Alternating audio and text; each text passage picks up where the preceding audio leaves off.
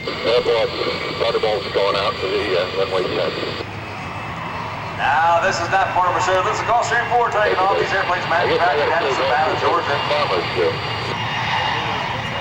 And you too could have one today for the flight forward. Bring that check out for that $40 million. You can have one of these beautiful airplanes.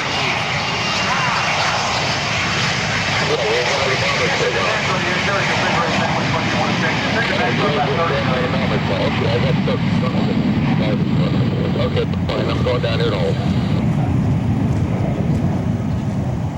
If you don't want to buy one, if you got a little extra cash left in your pocketbook, checkbook, you can rent one for about 10 grand an hour. Of course, in an hour's time, you're going to get about 500 miles away from here.